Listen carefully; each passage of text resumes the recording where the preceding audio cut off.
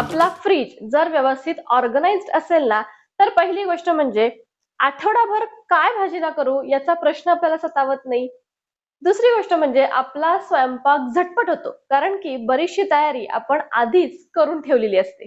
तिसरी गोष्ट म्हणजे सारखा सारखा फ्रीज आपल्याला स्वच्छ करावा लागत नाही. आणि चौथी गोष्ट म्हणजे हे ऑर्गनायझेशन दर आठवड्याला करायचं बरं का. म्हणजे कसं की या आठवड्याला आपण ज्या भाज्या आणल्यात ना, त्यापेक्षा वेगळ्या भाज्या पुढच्या आठवड्याला आणायच्या.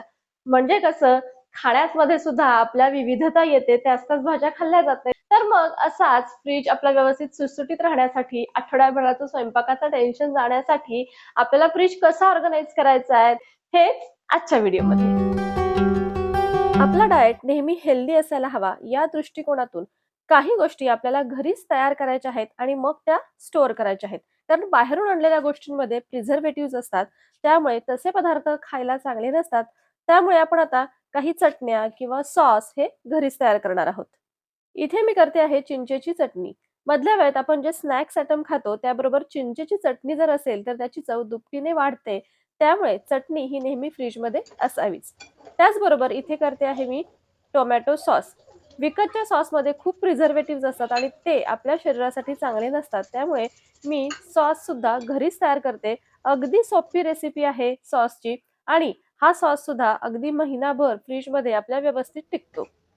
फक्त काळजी घ्यायची त्याला छानपैकी असा दाटसरपणा यायला हवा आणि थोडंसं व्हिनेगर यामध्ये ॲड करायचं, म्हणजे आपला हा सॉस महिनाभर अगदी व्यवस्थित राहतो. तर आता इथे माझा सॉस आणि चिंचेची ही चटणी दोन्हीही तयार झालेलं आहे. ह्या ज्या काही सॉस बॉटल आहेत त्यामध्ये मी आता भरून सुद्धा घेणार आहे. अशा बॉटल असतील तर घेताना सांडामांड होत नाही. व्यवस्थित आपल्याला ते भरता येतात आणि अगदी संपूर्ण सॉस किंवा चटणी याच्यामधली यूज करता येते. आता इथे मी तयार करते आहे पनीर. घरी बनवलेलं पनीर कधीही विकतच्या पनीरपेक्षा खूप सॉफ्ट असतं आणि टेस्टी सुद्धा असतं. आठवडाभर आपल्या फ्रिजमध्ये ते व्यवस्थित राहतं. त्याच्यामध्ये काहीही प्रिझर्वेटिव्ह टाकायची गरज लागत नाही.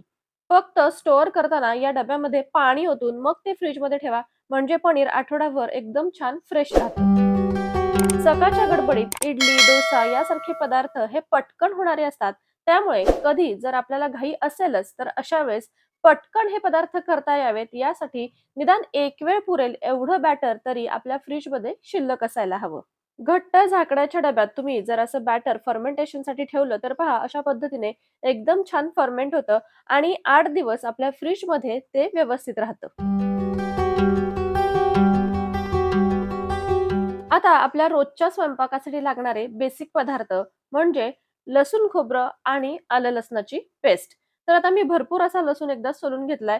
थोडा लसूण लसूण खोबऱ्यासाठी, थोडा आलं लसणाच्या पेस्टसाठी आणि थोडा तसाच ठेवणार आहे जो सुक्या भाज्यांसाठी लागतो.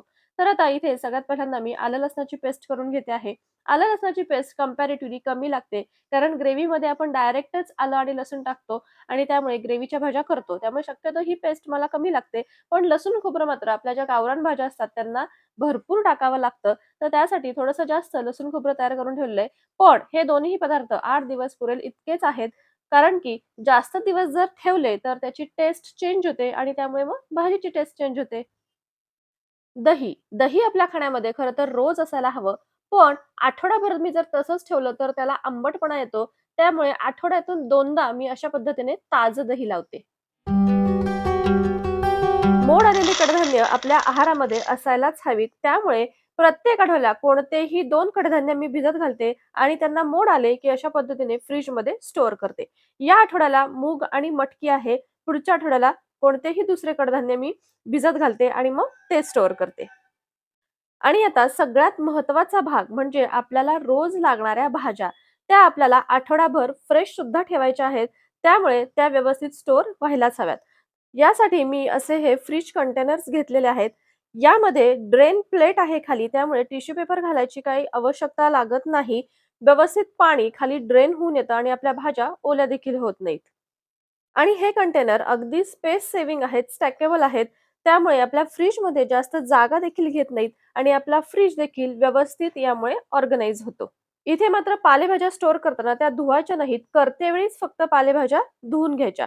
म्हणजे त्या आठवडाभर व्यवस्थित टिकतात. आणि कढीपत्ता स्टोअर करताना देखील पानं नुसती स्टोअर न करता त्याच्या ज्या काड्या असतात त्या डायरेक्ट स्टोअर करायच्या. आता आपल्या फळभाज्या. तर फळभाज्या स्टोअर करताना त्या नेहमी स्वच्छ धुवून पुसून मगच स्टोअर करायच्या. तर त्या स्टोअर करण्यासाठी मी या अशा पद्धतीच्या कापडी पिशव्या Amazon वरून मागवलेल्या आहेत.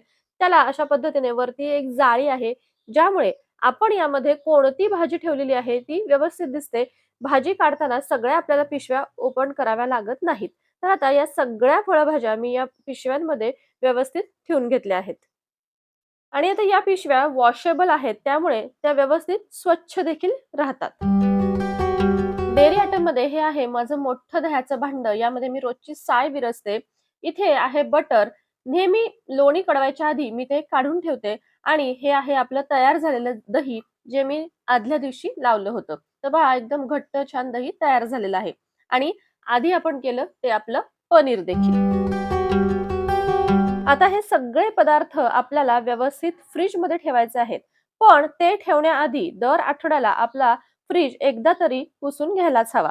आता त्यासाठी जास्त कष्टही इथे आपल्याला घ्यायचे नाहीयेत. फक्त पाण्यामध्ये मी बेकिंग सोडा टाकलेला आहे, एक स्पंज घेतलाय आणि त्याच्या साहाय्याने फ्रिज व्यवस्थित पुसून घेतला आहे.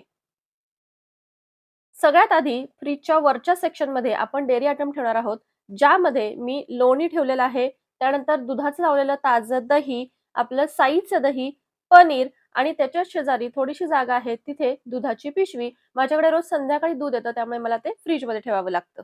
हा दुसरा सेक्शन मी रिकामाच ठेवते, कारण तिथे रोजची माझी शिल्लक राहिलेली भाजी आणि शिल्लक राहिलेलं दूध मी संध्याकाळी झोपण्याआधी ठेवत असते. यानंतरचा आपला तिसरा सेक्शन, यामध्ये काही कडधान्य आपली अशी असतात ज्यांना बाहेर ठेवलं की लगेच किडे होतात. अशी कडधान्य मी स्टोअर करते. अप्पर स्पेस त्याच्यावरची युटिलाइज करण्यासाठी असा एक ड्रॉवर घेतलाय, ज्यामध्ये मी शिल्लक राहिलेल्या छोट्या-छोट्या ज्या पुड्या असतात, ज्या फ्रिजमध्ये ठेवाव्या लागतात, त्या ठेवते. त्याच्या शेजारी हे जे आपलं इडली डोसाचं बॅटर आहे ते. यानंतरचा आपला चौथा सेक्शन, तर इथे जे ड्रेन प्लेट असणारे आपले स्टोरेज कंटेनर होते, ते मी इथे ऑर्गनाइज केलेले आहेत. त्याचबरोबर इतर आपले जे डबे आहेत, ज्यामध्ये मी कढीपत्ता ठेवला होता, त्यानंतर भेंडी, जे असे कंटेनर आहेत, ते सगळे मी इथे ऑर्गनाइज करते. आता सगळ्यात शेवटचा फार्म फ्रेशचा हा आपला मायक्रो ब्लॉक. तर इथे आपण या पिशव्यांमध्ये ज्या भाज्या स्टोअर केल्या होत्या, त्या सगळ्या भाज्या इथे खाली ठेवते, म्हणजे त्या खूप छान फ्रेश राहतात. आता आपण आपल्या फ्रिजचा डोर ऑर्गनाइज करूयात. यात सगळ्यात वरच्या रॅकमध्ये एक ट्रे, त्या शेजारी लसूण, खोबरं आणि आलं लसणाची पेस्ट आणि शेवटी छोटासा एक डब्बा ठेवला. यामध्ये मी वापरलेल्या लिंबाच्या फोडी ठेवलेल्या आहेत. यानंतरची आपली दुसरी रॅक. तर याच्या साइजच्याच बरण्या मी घेतलेल्या आहेत.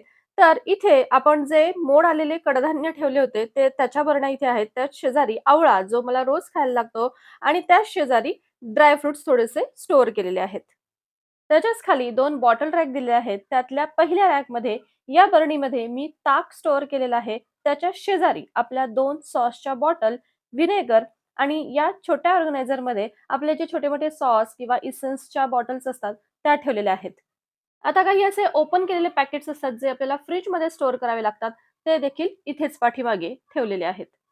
आता सगळ्यात शेवटची आपली बॉटल रॅक. तर यामध्ये 2 पाण्याच्या बॉटल, हे आहे कोकम सिरप आणि याच्यामध्ये पाण्यात मी लिंबू स्टोअर केलेत. कधी लिंबू तर कधी कोथिंबीर. तुम्ही मागेही पाहिलंच होतं, त्याप्रमाणे मी स्टोअर करते.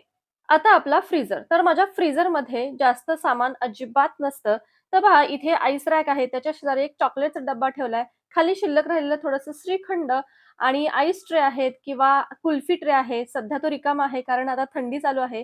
इकडे एक थोडंसं चीज ठेवलेलं आहे आणि खाली थोड्याशा कॅन्डल्स.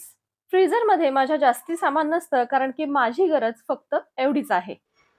तर असा आहे माझा संपूर्ण आठवड्यासाठी ऑर्गनाइज केलेला अगदी स्वच्छ सुटसुटीत फ्रिज.